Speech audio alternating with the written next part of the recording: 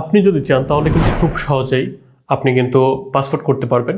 তো পাসপোর্ট করতে আসলে খুব বেশি ডকুমেন্ট প্রয়োজন না, খুবই সংক্ষিপ্ত অল্প কিছু ডকুমেন্ট প্রয়োজন হয়। তো সেই ডকুমেন্ট যদি আপনার কাছে সঠিক থাকে তাহলে কিন্তু আপনি দালাল ছাড়াই সম্পূর্ণ নিজেই কিন্তু আপনি পাসপোর্ট করতে পারবেন।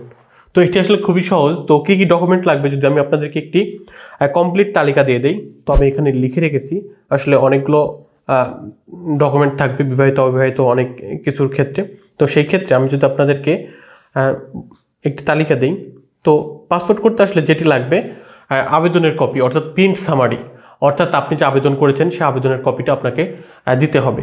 তো এটি আসলে আপনি যখন অ্যাপ্লিকেশন করবেন অনলাইনে তখন কিন্তু এটি পাবেন।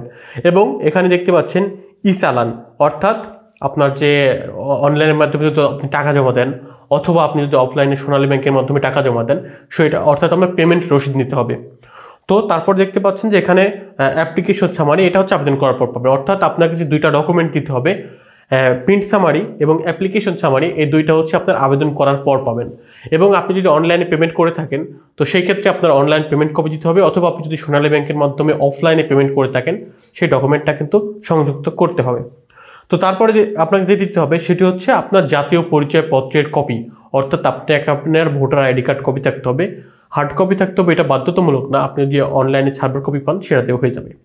এবং আপনার বাবা মায়ের আপনার জাতীয় পরিচয়পত্রের কপি, এটা ফটোকপি হলেই হবে। এবং আপনার চেয়ারম্যান বা নাগরিক সনদপত্র নিতে হবে। এবং যদি বিবাহিত হন তো সেই ক্ষেত্রে কাবিননামা দিতে হবে। এবং বিদ্যুৎ বিল বা গ্যাস বিলের অর্থাৎ ইউটিলিটি বিলের একটি কপি সংযুক্ত করতে হবে। এবং আপনি যদি স্টুডেন্ট হয়ে থাকেন সেক্ষেত্রে আইডি কার্ড, চাকরিজীবী হলে আপনার আইডি কার্ড দিতে হবে। এবং আপনি যদি পুরনো পাসপোর্ট থাকে অর্থাৎ রিনিউ করতে চান তো সেক্ষেত্রে পুরনো পাসপোর্ট সংযুক্ত করতে হবে।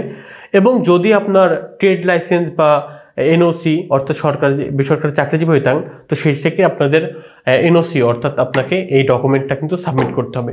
তো ভিউয়ার্স, এই কয়েকটি বিষয় আর কি।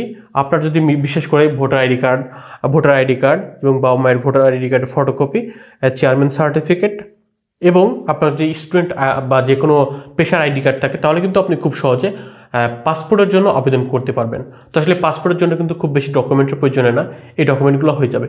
আর আরেকটি বিষয়, যদি আপনার ভোটার আইডি কার্ড না হয়ে থাকে, জন্ম নিবন্ধন থাকে, তো সেই ক্ষেত্রেও কিন্তু আপনি পাসপোর্ট করতে পারবেন। কিন্তু এর জন্য আপনাকে আপনার বাবা মায়ের এনআইডি কার্ডের মাধ্যমে করতে হবে।